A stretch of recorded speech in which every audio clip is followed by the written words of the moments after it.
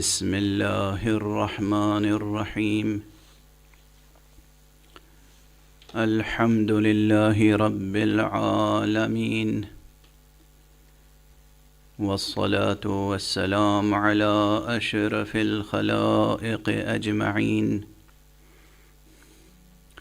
سيدنا وسيد الأولين والآخرين، حبيبنا وحبيب إله العالمين، إمام المرسلين وخاتم النبيين، أبي القاسم المصطفى محمد، اللهم صل على محمد وآل محمد، وعلى أهل بيته الطيبين الطاهرين الهداة المهديين المعصومين المظلومين، واللعنة الدائمة على أعداء الحق والدين.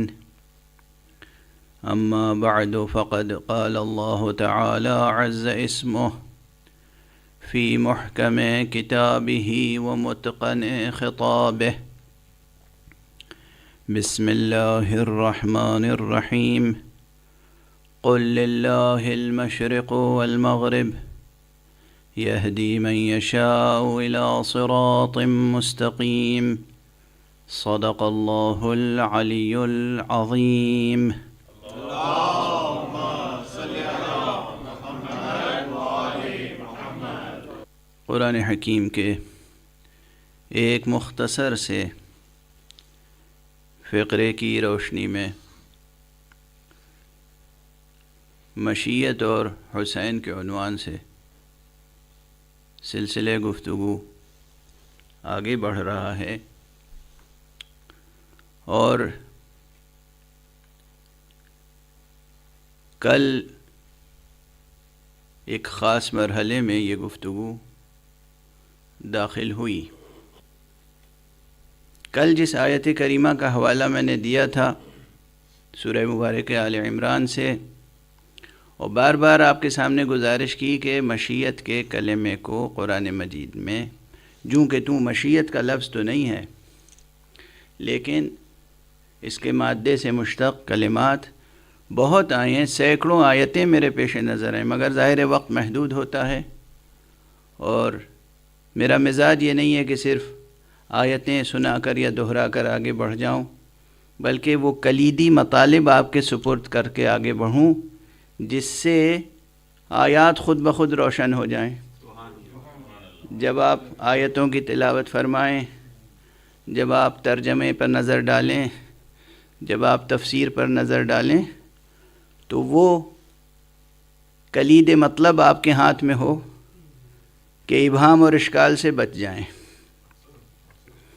اس میں سب سے بڑی جو کلید ہے وہ ہے صنعت التفات، یہ یاد رکھیے گا، صنعت التفات، اسلوب التفات۔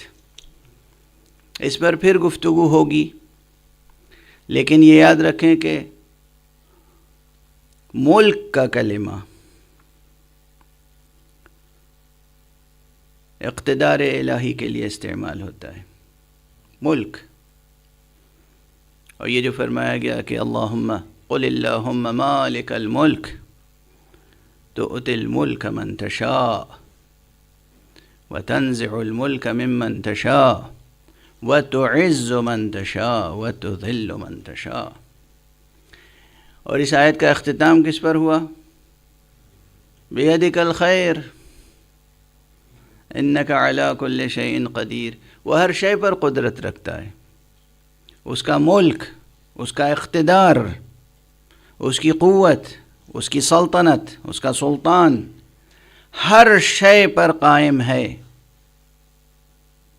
اور اسی لیے اگر کوئی شخص خود اس نظام کائنات میں تھوڑی سی قوت و قدرت پیدا کر لے اپنے زعم ناقص میں، تو نعوذ باللہ ملک و ملکوت الہیہ میں کوئی خلل واقع نہیں ہوتا، وہ کسی بھی اعتبار سے شریک کار باری نہیں بن سکتا۔ اور خود جب حق سبحانہ و تعالیٰ بھی کسی کو عطا کرے تو وہ شریک باری تھوڑی ہو جائے گا. شریک تو وہ ہوگا، شریک تو وہ ہو سکتا ہے کہ جو واقعاً اقتدار میں پھر خلل واقع کرے.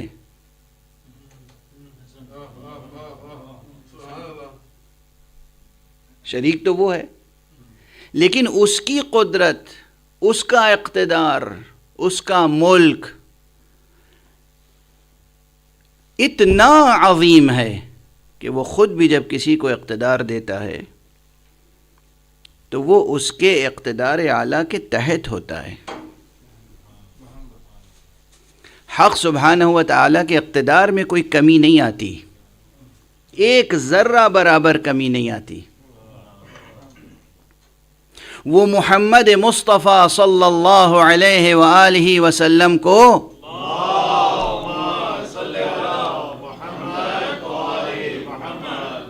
جب اعلان فرماتا ہے مثلاً کہ ہم نے تمہیں اے مصطفیٰ سب کچھ عطا کر دیا، انا اعطیناک الکوثر، ہم نے تمہیں سب کچھ عطا کر دیا، سب کچھ عطا کرنے کے بعد بھی وہ سب کچھ پر قادر رہتا ہے. ایسا نہیں کہ عطا کر دیا تو اب اس کا اقتدار ختم ہو گیا، اس کا اقتدار محدود ہو گیا، کچھ چیز اس کے اقتدار سے نکل گئی، اب وہ اس کے اقتدار میں نہیں ہے. ایسا نہیں ہے، مصطفیٰ بھی اس کے اقتدار میں ہیں، اور مصطفیٰ کو جو کچھ دیا وہ بھی اس کے اقتدار میں. یہ جو نظام ہے اسے بہت تأمل و تدبر کے ساتھ، تفکر کے ساتھ سوچنے سے تعلق رکھتا ہے کہ حق سبحانہ و تعالیٰ جب کسی کو اقتدار دیتا ہے، اور جب وہ اقتدار دیتا ہے تو اس کے عطا کیے ہوئے اقتدار کا نام ہی ولایت ہے. وہ جب کسی کو اقتدار دیتا ہے تو اس کا نام ہے ولایت. بار بار میں آپ حضرات کے سامنے گزارش کر چکا ہوں، اور یہ چیز ہر فرد مسلم کے ذہن میں راسخ ہو جانی چاہیے. پھر عرض کروں درد مندی کے ساتھ، یعنی آپ سوچئے کہ مطالب جو ہیں جب بیان کر دیجئے تو لوگ سمجھتے ہیں یہ تو سامنے کی بات ہے، کون سی بڑی بات ہے، لیکن جب تک وہ بات بیان نہ کیجئے تو لوگوں کی سمجھ میں نہیں آتی. 1400 برس گزر گئے، ترجمے ہو رہے ہیں قرآن کے، تفسیریں لکھی جا رہی ہیں قرآن کی، اور ایک سے ایک مفسر، مفکر، ہر ایک نے اپنے اپنے نقطۂ نظر سے تفسیریں لکھیں. یعنی کسی نے ادبی نقطۂ نظر سے تفسیر لکھی اور اس میں خوب ادبی نقطہ پردازیاں کیں، نحوی، صرفی، بلاغی، قرآن کی فصاحت و بلاغت پر روشنی ڈالنے کے لیے خوب داد علم، داد فن دینے کی کوششیں کی. کچھ نے فکری عنوان سے، فلسفیانہ اور حکیمانہ عنوان سے قرآن مجید کی تفسیریں کی، اور اس میں فلسفیانہ مسائل کو بار بار یا کلامی مسائل کو، علم کلام کو بار بار پیش کیا. کچھ نے فقہی نقطہ نظر سے تفسیریں لکھی، ہر ایک نے اپنے نقطہ نظر سے تفسیر لکھی.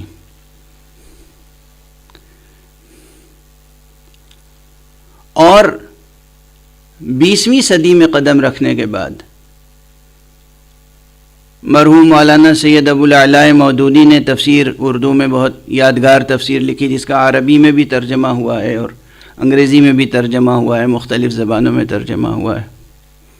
اور اس میں انہوں نے تفسیر کے شروع میں ایک مقدمہ قائم کیا، اور اس میں سوال قائم کیا کہ قرآن مجید اگر کوئی کتاب ہے تو بحیثیت کتاب اس کا کوئی ایک موضوع ہوگا. سوال یہ پیدا ہوتا ہے کہ وہ موضوع کیا ہے. یعنی 1400 برس کے بعد، اور فرما رہے ہیں آپ ذرا اس فہم قرآن کی اس رفتار اور اس مسافت پر نظر ہے آپ کی؟ قرآن نازل ہوا، اس نے ایک ملت کی تعمیر کی، ایک عالم کو تسخیر کیا۔ قرآن یہ جو مشرق سے مغرب تک عربوں نے تسخیر کیا تھا، کس کی طاقت تھی؟ عربوں کی طاقت تھی، بدو عربوں کی طاقت تھی، ان کی تلوار کی طاقت تھی، ان کے گھوڑوں، تازی گھوڑوں اور اونٹوں کی طاقت تھی۔ یہ قرآن مجید کی قوت و طاقت تھی، منطق قرآنی، علم قرآنی، حکمت قرآنی، نور قرآنی۔ نور قرآن تھا اور اخلاص مصطفیٰ تھا، نور قرآن تھا اور نور دل محمد مصطفیٰ صلی اللہ علیہ وآلہ وسلم تھا۔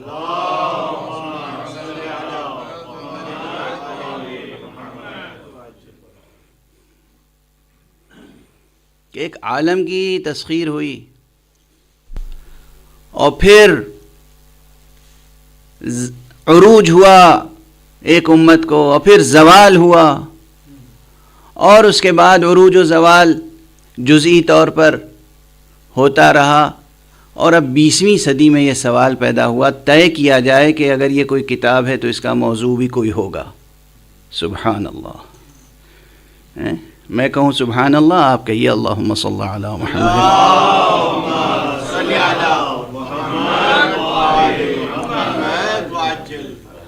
اور وہ بھی وہ زمانہ تھا کہ جب ویسٹرن ورلڈ میں، ویسٹرن فلسفی میں بطور خاص ایگزسٹینشلزم کا دورہ تھا، اور جو ایگزسٹینشلزم ہے اس کا ترجمہ اردو والے وجودیت کرتے ہیں،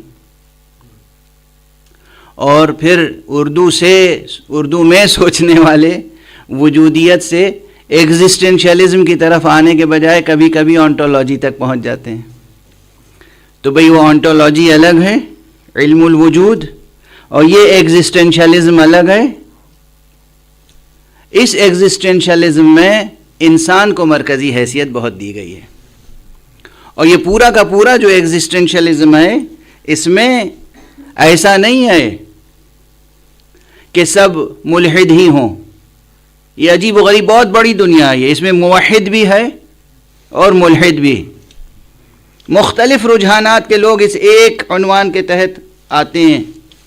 اب ظاہر ہے کہ میرا موضوع ہے گفتگو ایگزسٹینشلزم تو ہے نہیں، وجودیت تو ہے نہیں، تو بس ایک اشارہ ہے، آپ حضرات جو دلچسپی رکھتے ہوں گے، طلباء اور دانشجو حضرات، وہ جستجو فرمائیں گے۔ تو اس میں موحد بھی ہیں، بلیورز بھی ہیں، اور وہ بھی ہیں کہ جو ملحد ہیں، لیکن ان سب کے ہاں انسانی وجود، انسان کی حقیقت اور حیثیت مرکزی حیثیت رکھتی ہے۔ تو چونکہ پوری دنیا میں اس وقت یہ نظریہ پھیل رہا تھا، تو یقیناً اس سے متاثر ہو کر انہوں نے بھی سوال قائم کیا اور جواب دیا کہ قرآن مجید کا موضوع انسان ہے۔ جب میں نے پہلی ہی بار تفہیم القرآن کا مطالعہ کیا اور دیکھا کہ انہوں نے لکھا ہے کہ قرآن مجید کا موضوع انسان ہے از اول تا آخر، تو مجھے واقعاً صدمہ ہوا، اس لیے کہ میری نگاہوں میں وہ نور تھا جو علوم اہل بیت مصطفیٰ سے آیا تھا۔ میں نے اس سے پہلے کتاب توحید صدوق پڑھ رکھی تھی، اور میرے لیے یہ چیز مبہم نہیں تھی کہ قرآن مجید اگر کوئی کتاب ہے تو اس کا موضوع ہے توحید حق صمدی۔ از اول تا آخر قرآن مجید کا موضوع توحید ہے، توحید، اول توحید، آخر توحید، هو الاول، هو الآخر، هو الظاہر، هو الباطن۔ بسم اللہ الرحمن الرحیم سے لے کر اور والناس تک پورے قرآن مجید کا موضوع، بنیادی، محوری، اصلی، اساسی توحید حق صمدی ہے۔ اسی ایک حقیقت کی روشنی میں زندگی کے ہر مسئلے کو قرآن مجید نے حل کیا ہے، کائنات کے ہر مسئلے کو قرآن مجید نے حل کیا ہے، انفرادی زندگی کے مسائل سے لے کر، عائلی زندگی کے مسائل سے لے کر، اور اجتماعی زندگی کے مسائل تک، ہر مسئلے کو قرآن مجید نے ایک ہی حقیقت کی روشنی میں حل کیا ہے۔ وہ حقیقت ہے حقیقت توحید، توحید صمدی، توحید حق۔ بات جب بیان کر دیجئے تو بالکل سامنے کی معلوم ہوتی ہے، لیکن بہرحال مولانا مودودی کی تفہیم القرآن تک تو سامنے کی نہیں تھی۔ وہ تو یہی فرما گئے اور لکھ گئے کہ قرآن مجید کا بنیادی موضوع انسان ہے۔ اور ہمارے آپ میں مکرر کیوں اس بات کو عرض کر رہا ہوں کہ 1400 برس کی مسافت، اتنا زمانہ اور اتنے مفسرین، سب نے تفسیریں لکھی، ترجمے لکھے، مگر موضوع، کتاب کے موضوع کے تعین میں اتنا بڑا اشتباہ، خدا کو بھول کر خدا پرستی سے نگاہیں ہٹ کے خود پرستی میں اس قدر ملوث ہو گئیں۔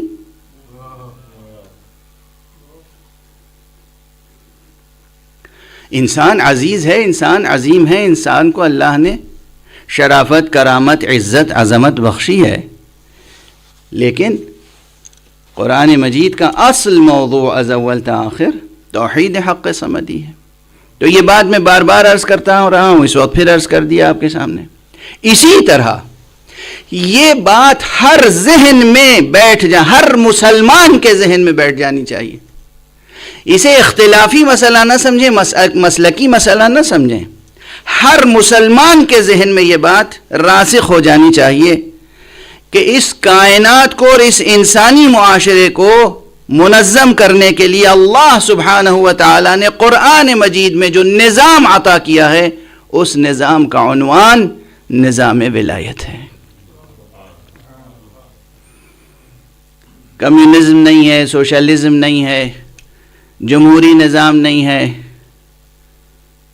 عوام الناس کے حقوق اپنی جگہ محفوظ ہیں، لیکن یہ جمہوری نظام جس کے لیے اقبال نے طنز کیا تھا اور بجا طور پر طنز کیا تھا کہ جمہوریت ایک طرز حکومت ہے کہ جس میں بندوں کو گنا کرتے ہیں، تولا نہیں کرتے۔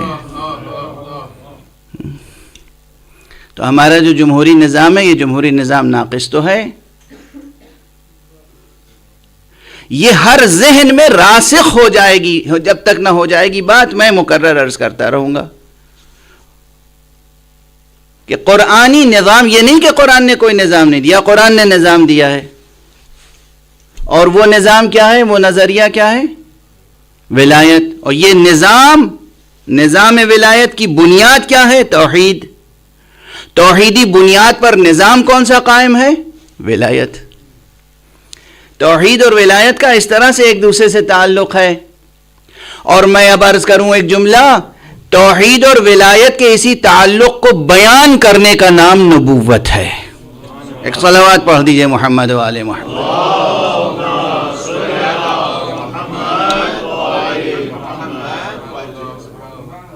توحید اور ولایت کے اسی ربط اور رشتے کو بیان کرنے کا نام رسالت ہے۔ رسالت رسالت رسالت رسالت کا کیا؟ اب لوگ کہیں گے دیکھیے غلو کر گئے، غلو کر گئے۔ کیسا غلو؟ انبیاء کے آنے اور مرسلین کے تشریف لانے کا مقصد کیا تھا، غرض و غایت کیا ہے؟ کیا غرض و غایت ہے؟ تاکہ انسانی معاشرہ منظم ہو، اللہ سبحانہ و تعالیٰ کے بتائے ہوئے قوانین کے مطابق منظم ہو۔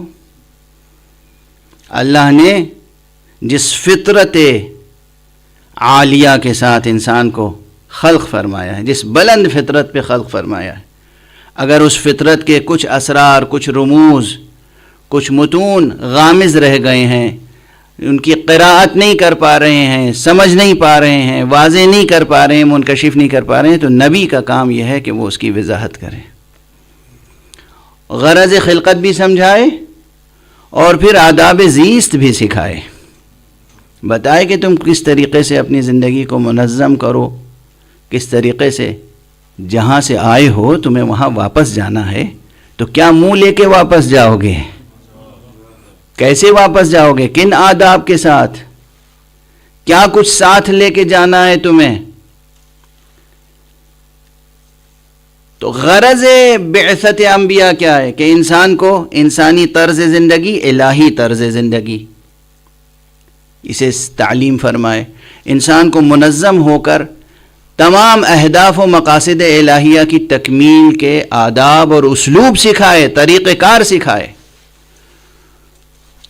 اور میں عرض کر رہا ہوں کہ منظم کرنے کا طریقہ کیا ہے، نظام کیا ہے، وہ نظام ولایت ہے۔ اس کے معنی ہے کہ ہر رسول نے آنے کے بعد ولایت الہیہ سے متعارف کرانا چاہا، اور یہ اتنی سادہ حقیقت ہے کہ اگر یہ بات سمجھ میں آ جائے تو وہ آیت روشن ہو جائے گی کہ جب میدان غدیر میں مقام ختم نبوت نے مقام ولایت کبریٰ کا اعلان کیا، جب مقام ختم نبوت نے مقام ولایت کبریٰ کا اعلان کیا تو پھر کون سی سند آئی، اور اس اعلان سے پہلے مأموریت کے لیے کون سی آیت آئی تھی؟ یا ایھا الرسول بلغ، یا ایھا الرسول بلغ ما انزل الیک من ربک وان لم تفعل فما بلغت رسالتہ۔ پورا دین پہنچا چکے ہیں لیکن ولایت کا تعارف نہیں کرایا ہے، تو یہ اسلوب کہ اگر یہ نہیں پہنچایا تو گویا رسالت نہیں پہنچائی۔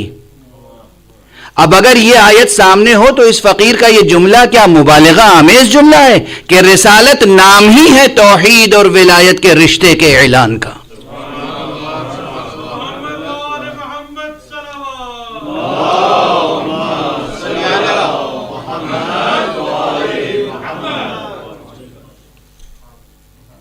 رسالت نام ہے اس ربط اور رشتے کے اعلان کا کہ جو توحید اور ولایت میں ہے۔ توحید ہے اصل، اساس، بنیاد، اول و آخر توحید ہے، اور اس توحید کی روشنی میں انسان اپنی ذات کو، اپنے کنبے کو، اپنے معاشرے کو، اس کرۂ ارض کو، اس پوری کائنات کو کس طرح روشن رکھے، سورج کے نور کو کس طرح برقرار رکھے، سورج کا چراغ بجھنے سے کیسے بچائے، یہ سب منحصر ہے کہ وہ کس طرح ولایت، نظام ولایت حق سے وابستہ ہوتا ہے۔ ایک صلوات پڑھ دیجئے محمد و آل محمد۔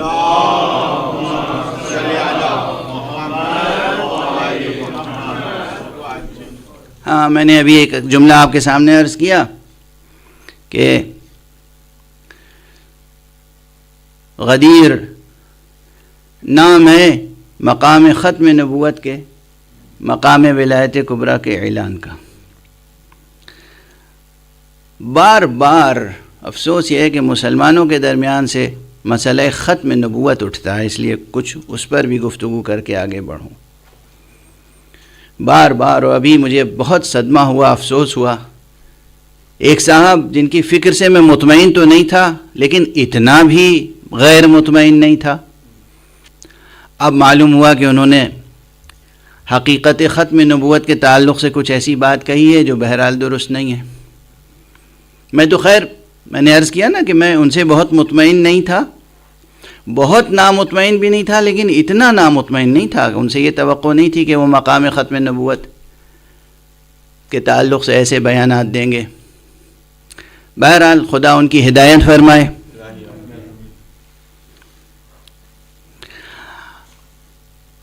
اصل میں جو حسین سے آشنا نہیں ہوتا وہ نبوت و ختم نبوت پر یقین پیدا نہیں کر سکتا۔ میں نے کل غالباً یا پرسوں عرض کیا تھا نا کہ ایک ہے ختم نبوت، ایک ہے مہر نبوت، اور ایک ہے مہر ختم نبوت۔ یہ ہے تو خطیبانہ تعبیر، مگر یہ بس نری خطیبانہ تعبیر نہیں ہے، یہ بڑی اسلامی اور ایمانی اور دینی اور حکیمانہ حقیقت پر مبنی ہے۔ اب اس جملے کو ذہن میں رکھیے گا اور اس تھوڑی سی تفصیل پر توجہ کر لیجئے گا۔ ختم نبوت کے فلسفے پر بعض مفکرین نے بہت دراز نفسی سے کام لیا ہے اور بہت لمبی لمبی پیچیدہ بحثیں کی ہیں کہ آخر ختم نبوت مصطفیٰ صلی اللہ علیہ وآلہ وسلم پر کیوں ہو گئی۔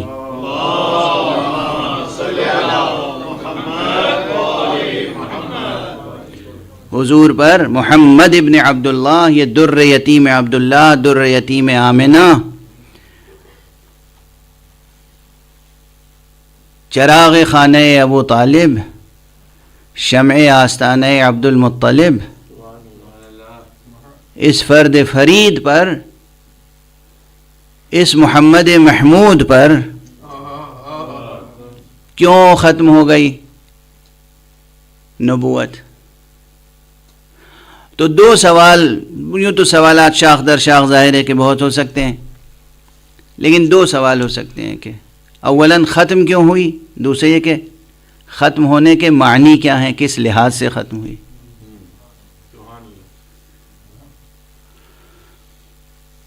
بس میں دونوں مطالب کو جمع کر کے آج آپ کے سامنے گزارش کروں،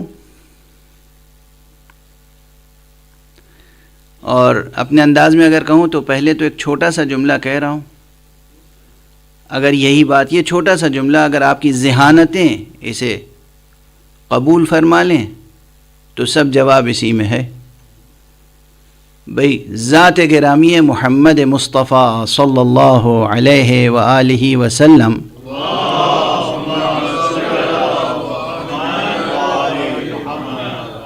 پر نبوت ختم اس لیے ہوئی کہ شروع بھی انہی سے ہوئی تھی۔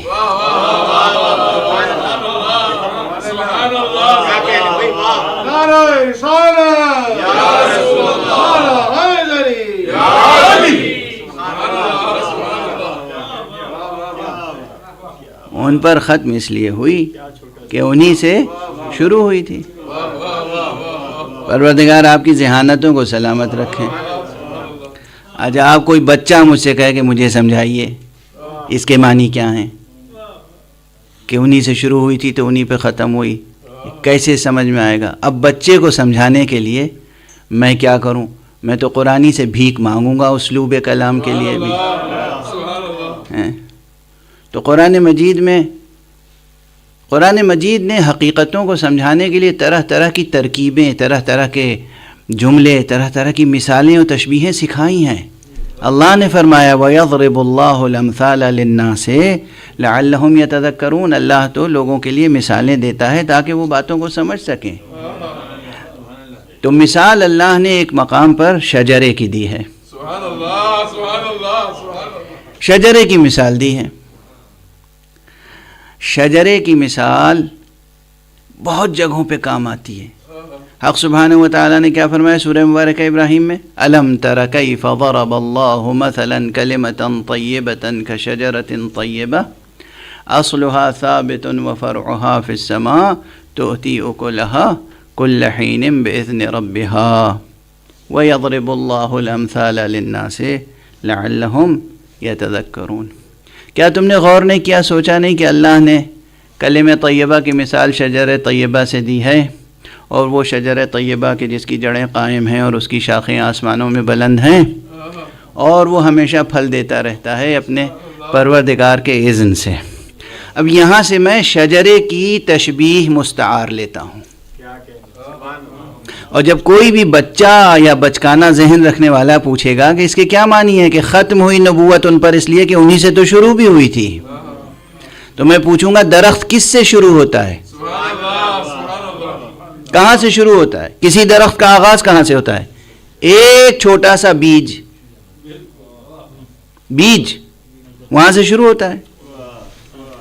یہ بیج، اس میں سے اخوا پھوٹتا ہے اور پھر وہ بلند ہوتا ہے اور پھر تنا بنتا ہے اور شاخیں پیدا ہوتی ہیں اور پتیاں آتی ہیں، پھر اس میں کلیاں آتی ہیں، پھر پھول آتے ہیں، پھر پھل آتا ہے، اور پھل جب اپنے انجام تک پہنچتا ہے تو پھر وہ بیج پیدا ہوتا ہے.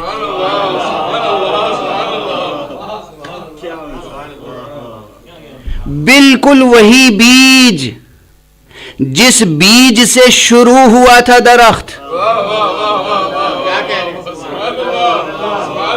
اس درخت کا آخری عطیہ وہی بیج ہوتا ہے.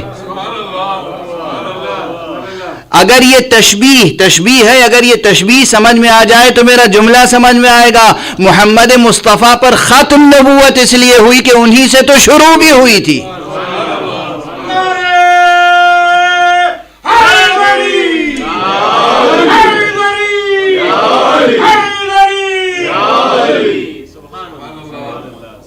یہ تشبیہ ذہن میں رکھیں. اور پھر حضور علیہ الصلوۃ والسلام کا وہ ارشاد گرامی ذہن میں رہے، کنت نبیا وآدم بین الماء والطین. میں تو اس وقت بھی نبی تھا جب آدم آب و گل کے درمیان تھے.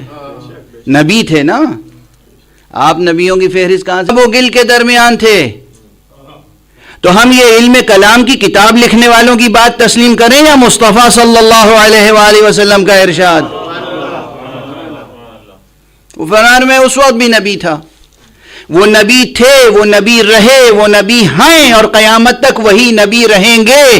نبوت ان کی ذات میں منحصر ہے. تو جیسے وحدت خالق کی حیثیت سے، معبود کی حیثیت سے، رازق کی حیثیت سے، مبدأ کی حیثیت سے اللہ سبحانہ و تعالیٰ کی ذات میں منحصر ہے، تو وہ اول بھی ہے، وہ آخر بھی ہے، وہ ظاہر بھی ہے، وہ باطن بھی ہے. اسی طرح یہ حقیقت نبوت ذات محمد مصطفیٰ میں منحصر ہے. تو عالم نبوت میں یہی اول بھی ہیں، یہی آخر بھی ہیں، یہی ظاہر بھی ہیں، یہی باطن بھی ہیں. نعرہ تکبیر، نعرہ رسالت، نعرہ حیدری، مشنود محمد و آل محمد باز بلند صلوات.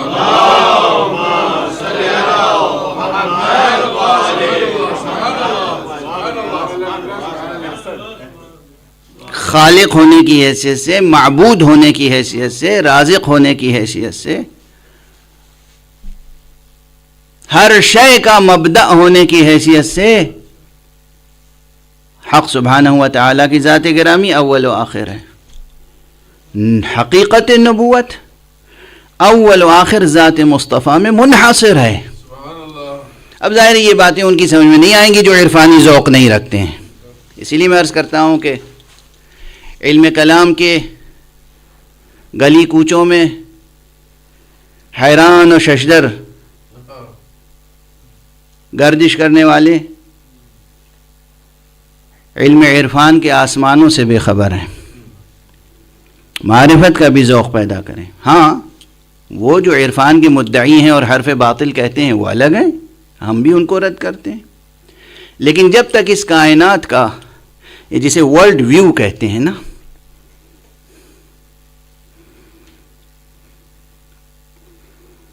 کائنات کی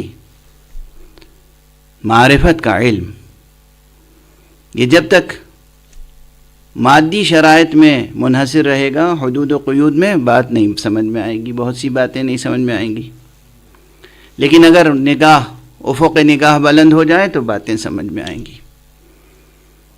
تو بہرحال ایک جملہ تو یہ ذہن میں رکھیں کہ ختم نبوت ختم ہوئی. ختم کے معنی صرف مہر کے نہ لیں خدا را، وہ ایک استعاراتی بیان ہے، اسی لیے کہ واقعاً نبوت ان پہ تمام ہو گئی. صرف زینت کے لیے انہیں ختم نہیں کہا گیا، ہر اعتبار سے نبوت مصطفیٰ پہ تمام ہے. ہر اعتبار سے، کسی اعتبار سے ان کے بعد کسی قسم کی نبوت نہیں ہے. اور ایک رخ سے اور غور کر لیجئے. اب میں خود اس سوال کو، یہ تو میں نے اپنا عقیدہ واضح کر دیا، کوئی کسی اعتبار سے، کسی بھی جہت سے عقیدہ خود ختم نبوت میں خلل اور خدشہ پیدا نہیں کر سکتا. حقیقت نبوت منحصر ہے ذات گرامی مصطفیٰ صلی اللہ علیہ وآلہ وسلم میں.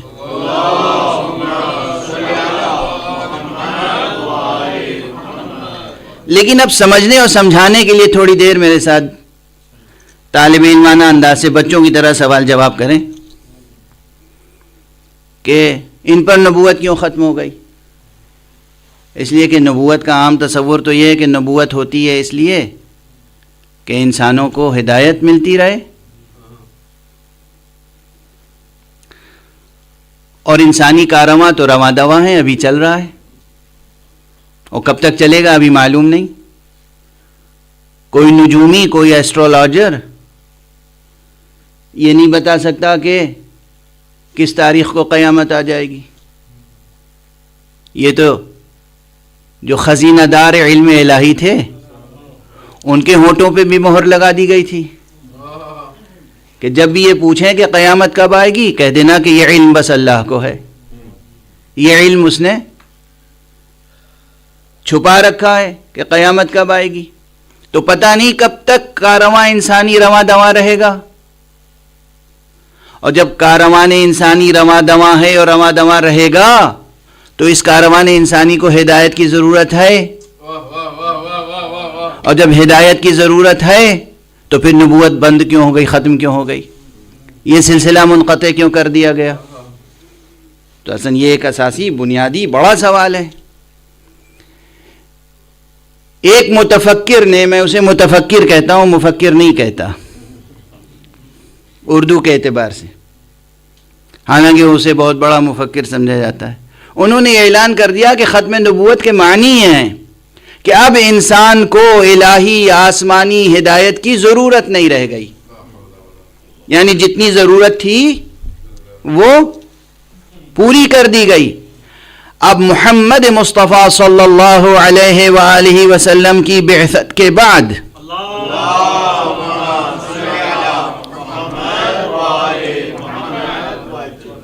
انسان کو اب آسمانی ہدایت کی، الہی ہدایت کی کوئی ضرورت باقی نہیں رہ گئی. اور جب ضرورت باقی نہیں رہ گئی تو پھر نبوت ختم کر دی گئی، یہ انسٹیٹیوشن ختم کر دیا گیا، کیونکہ اب اس کی ضرورت نہیں ہے. جتنی ضرورت تھی اس وقت تک تھی جب بچہ گھٹنیوں چل رہا تھا، اب ماشاءاللہ اپنے پاؤں پہ کھڑا ہو گیا ہے. اب انسان کی عقل بیدار ہو گئی، عقل بالغ ہو گئی، اب انسان کو آسمانی ہدایت کی ضرورت باقی نہیں رہ گئی.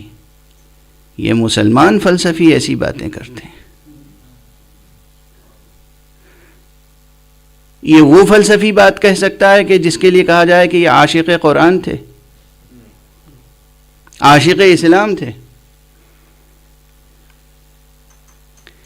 یہ تو کھلی ہوئی دعوت ہے کہ بس اب دین و مذہب کو جزدان میں بند کر کے رکھ دیجئے، اب آپ کو ضرورت نہیں ہے آسمانی ہدایت کی.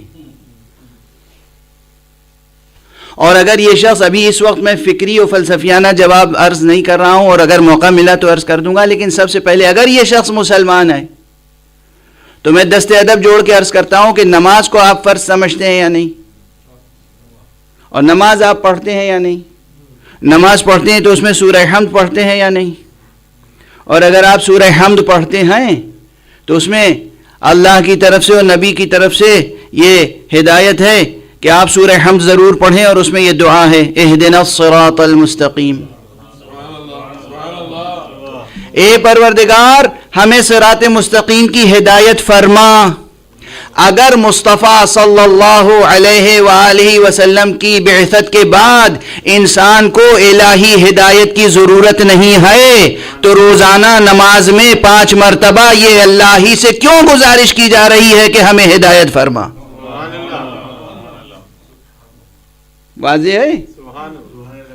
تو یہ تو دینی، مذہبی اور قرآنی جواب ہے کہ آپ کو سکھایا گیا کہ آپ نماز میں یہ کہیں پروردگار ہدایت فرما، پروردگار ہدایت فرما.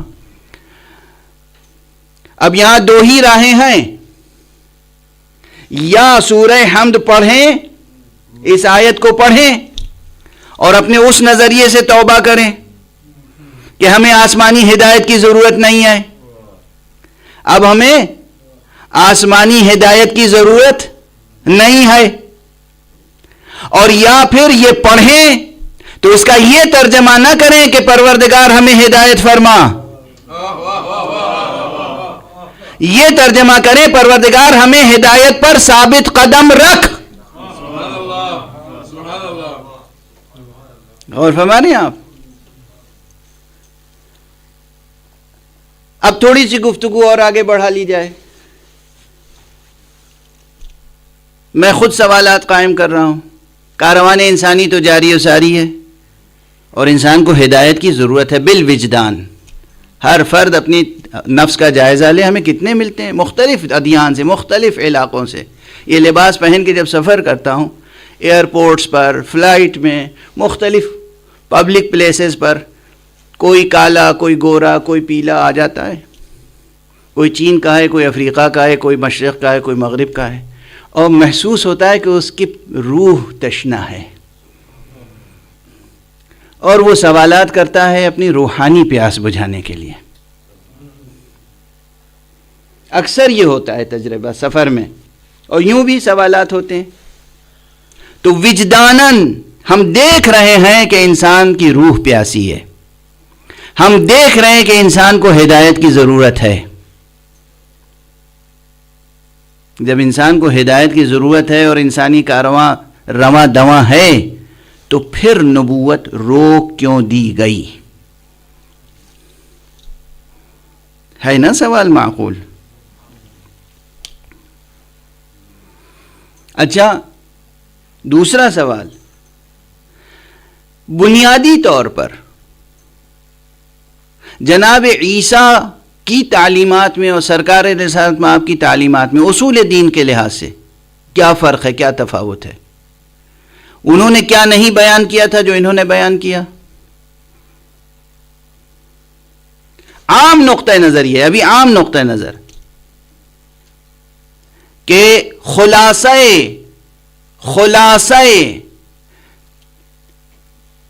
تبلیغ انبیاء یہ ہے، 3 بنیادی اصول ہیں جو عام لوگ کہتے ہیں: توحید، نبوت، آخرت. تو کیا جناب عیسیٰ نے توحید، نبوت اور آخرت کا پیغام نہیں پہنچایا تھا؟ پہنچایا تھا. تو ان پر نبوت ختم کیوں نہیں ہو گئی؟ اس لیے کہ بظاہر تو محمد مصطفیٰ صلی اللہ علیہ وآلہ وسلم نے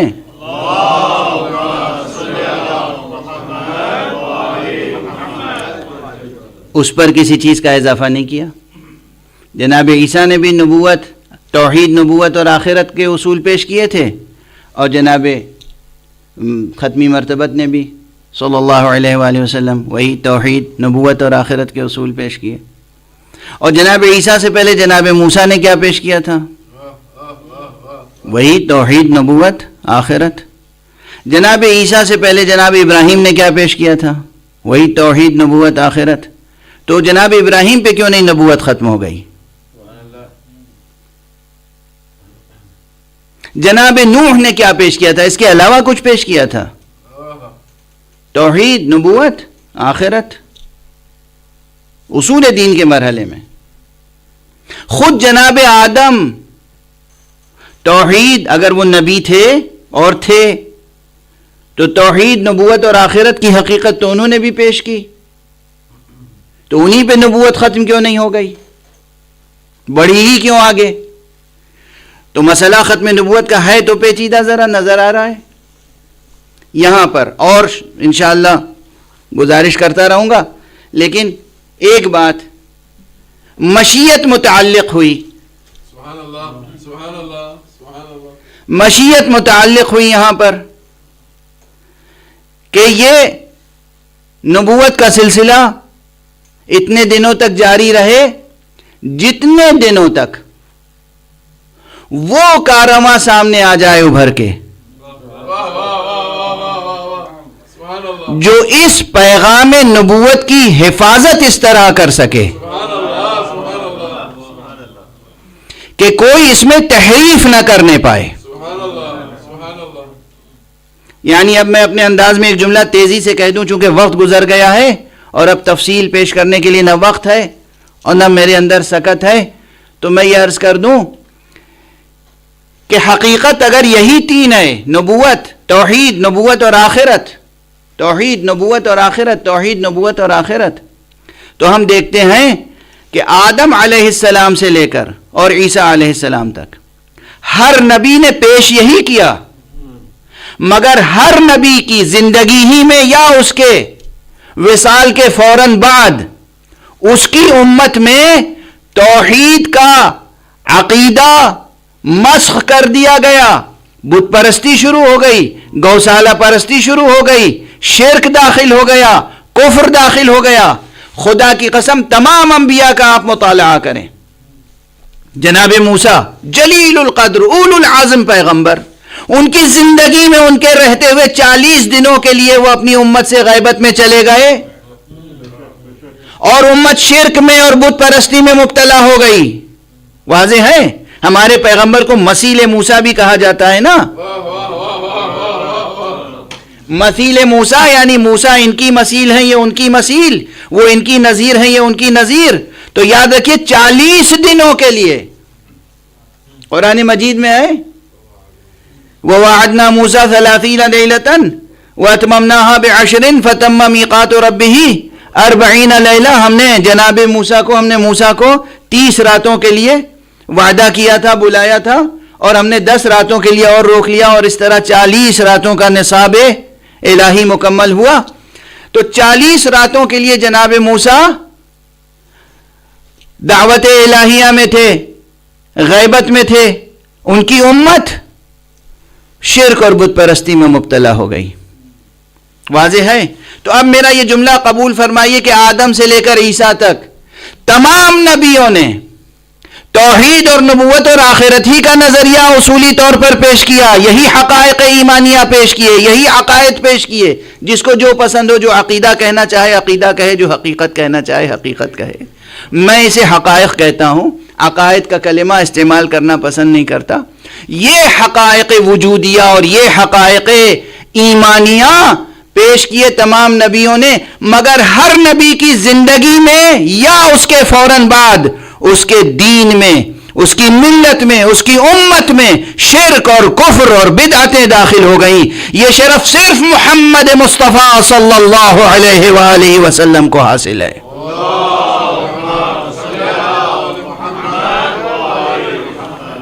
کہ آج حضور کی کہ وصال کے بعد 1400 سال سے زیادہ کا زمانہ گزر گیا، لیکن بنیادی طور پر دین مصطفیٰ میں نہ شرک داخل ہوا، نہ کفر داخل ہوا، نہ بدعتیں اس طرح داخل ہوئی کہ توحید کا نظریہ مسخ ہو جاتا، مٹ جاتا۔ اور یہ سبب کیا ہے؟ صرف ایک سبب ہے، مصطفیٰ کو پیغام نبوت کے ایسے محافظ مل گئے جنہیں میں عرض کر رہا ہوں کہ وہ ہیں گویا کہ مہر ختم نبوت، مشیت متعلق تھی مصطفیٰ صلی اللہ علیہ وآلہ وسلم کو۔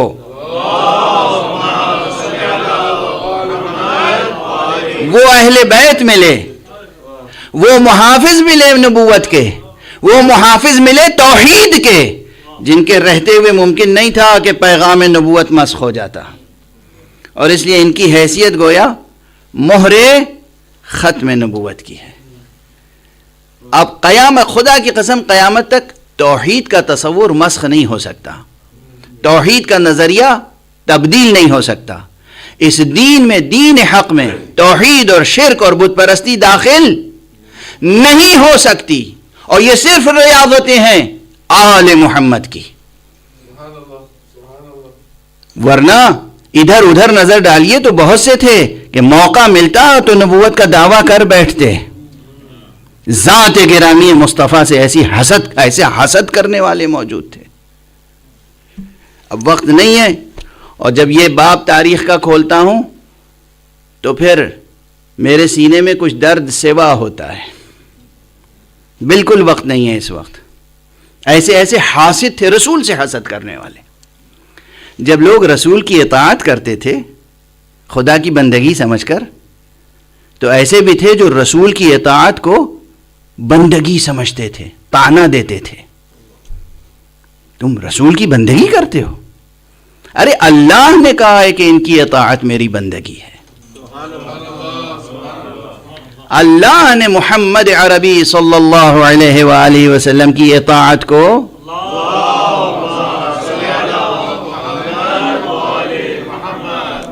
اپنی عبادت قرار دیا ہے.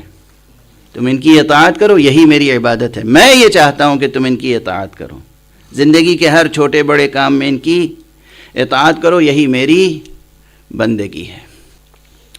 آج نبوت اور ولایت کی بحث چھڑ گئی، شاید اس میں بھی مشیت تھی، اس لیے کہ آج کربلا کی تاریخ کے حوالے سے ہم اس کا غم اور اس کا ماتم کرتے ہیں. تاریخ جس پر متفق ہے کہ یہ شبیہ رسول تھا. حضرت امام حسین ابن علی کا وہ بیٹا جس کا نام علی اکبر ہے،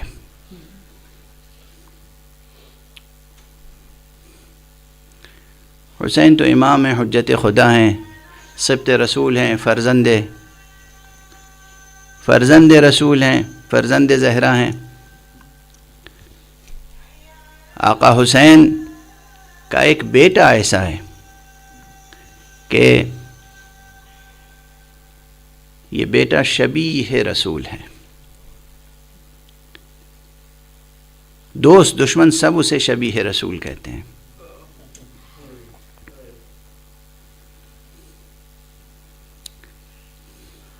بعد میں یہ روایت میں نے خود کتاب میں پڑھی، لیکن سب سے پہلے میں نے یہ روایت اپنے برادر معظم حجت الاسلام والمسلمین مولانا ذوالقدر رضوی صاحب کی زبان سے سنا تھا. ممبر پر مجلس میں انہوں نے پڑھی تھی یہ روایت، سب سے پہلے ان سے سنی، بعد میں نے خود یہ کتاب میں دیکھی، لیکن چونکہ پہلی بار ان سے سنی تھی تو میں ان کا حوالہ دے کر آپ کے سامنے ذکر کر رہا ہوں.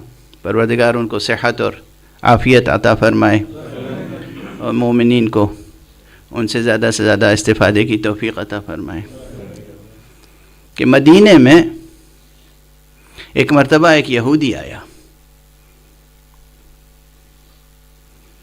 جو اپنی کتابوں کا علم رکھتا تھا، تورات اور دیگر صحف انبیاء اور تورات کی شرحیں، اور تورات کی بعض شرحیں ایسی ہیں جس میں بہت جزئیات تک وضاحت کے ساتھ بیان ہوئے ہیں. اور اس نے مدینے میں آ کر سیدھے مسجد میں گیا، اصحاب کا مجمع تھا، اور اصحاب سے پوچھا ایکم محمد، تم میں سے محمد کون ہے؟ اسے گویا کہ اطلاع نہیں تھی، خبر نہیں تھی کہ سرکار رسالت میں آپ کا وصال ہو چکا ہے. تو روایت میں یہ ہے کہ تمام اصحاب یہ سوال سنتے ہی رونے لگے، گریہ کرنے لگے، بلند آواز سے گریہ.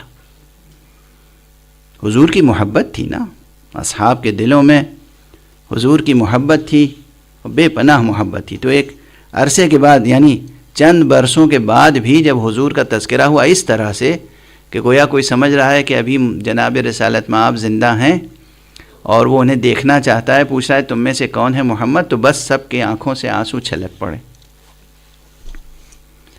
تو اس نے کہا میں نے کیا کہہ دیا، ایسی کون سی بات کہہ دی کہ تم لوگوں کا دل دکھ گیا؟ تو سب نے کہا تم نے ہمارا درد فراق بڑھا دیا، زخم تازہ ہو گیا. مصطفیٰ وصال فرما چکے ہیں، انتقال فرما چکے ہیں، مصطفیٰ اس دنیا میں نہیں ہیں. متاثر ہوا.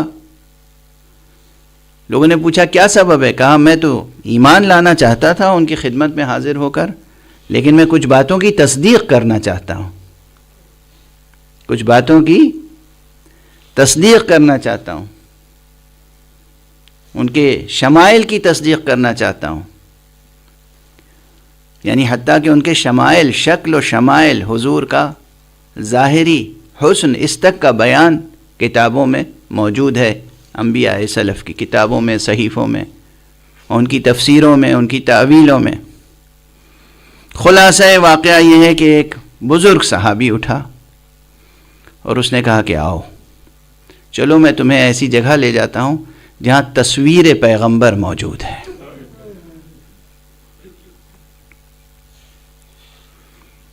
کہتے ہیں وہ بوڑھا صحابی کوئی اور نہیں تھا، وہ جابر ابن عبداللہ انصاری تھے۔ حضرت جابر ابن عبداللہ انصاری اس شخص کو لے کر کہاں گئے؟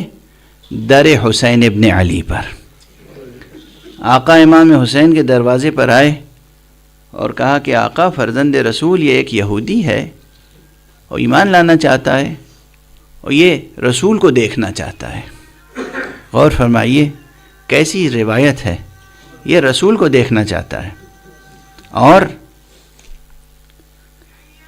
رسول اللہ صلی اللہ علیہ وآلہ وسلم اب موجود نہیں ہیں اس دنیا میں۔ ایک بلند صلوات پڑھ دیجئے محمد۔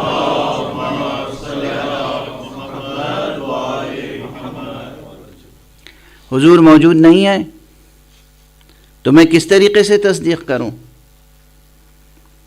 آقا متاثر ہوئے، لیکن اسے نہایت محبت سے احترام سے بٹھایا، گھر میں تشریف لے گئے اور اپنے جوان بیٹے کو بلایا، علی اکبر کو بلایا اور اس کے سر پہ عمامہ رسول رکھا، اسے رسول کی قبا پہنائی، رسول کی ردا پہنائی اور لے کر تشریف لائے۔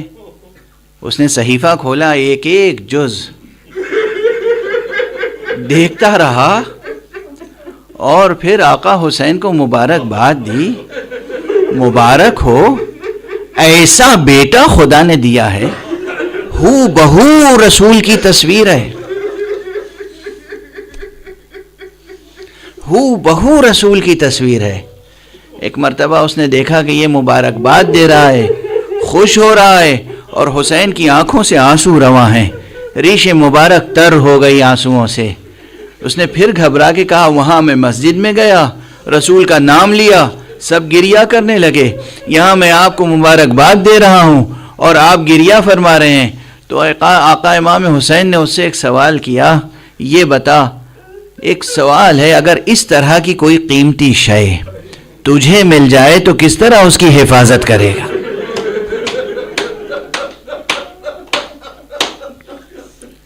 اگر تجھے ایسی کوئی قیمتی شے مل جائے، ایسا کوئی قیمتی بیٹا مل جائے، کس طرح اس کی حفاظت کرے گا؟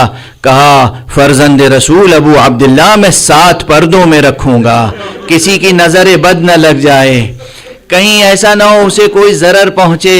وہ بیان کر رہا ہے، گفتگو جاری ہے، مگر آقا حسین کی آنکھوں سے آنسو رواں ہیں، ریش مبارک تر ہو گئی۔ کہا، آقا بتائیں تو اس قدر گریہ کرنے کا سبب کیا ہے؟ کہا، تجھے معلوم نہیں، یہی جوان بیٹا ہوگا، کربلا کا میدان ہوگا اور اس کے سینے پر ایک برچھی کا پھل ایسا لگے گا کہ یہ شہید ہوگا، زمین پر ایڑیاں رگڑ رہا ہوگا، اور میں جب پہنچوں گا تو پھر عجب عالم ہوگا، اور اس کے بعد جب میں بھی شہید ہو جاؤں گا تو اس بیٹے کو گھوڑوں کی ٹاپوں سے پامال کیا جائے۔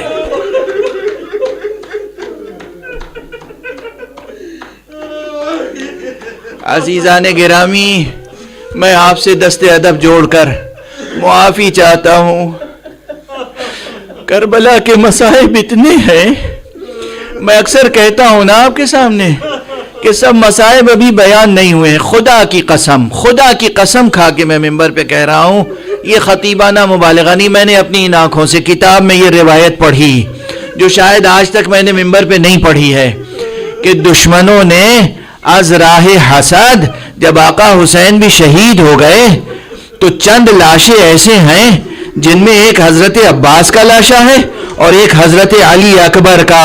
صرف یہ نہیں کیا کہ سر قلم کیا ہو، بلکہ پورے جسم کو، اعضائے جسم کو ٹکڑے ٹکڑے کر ڈالا۔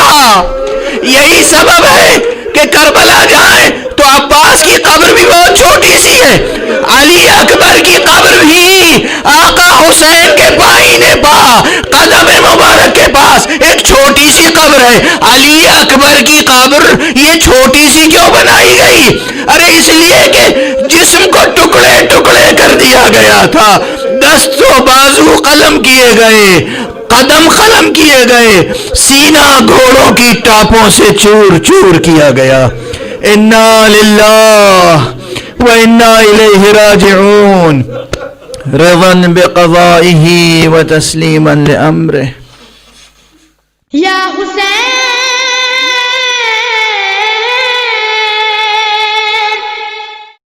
باڈی نہیں ہے، جم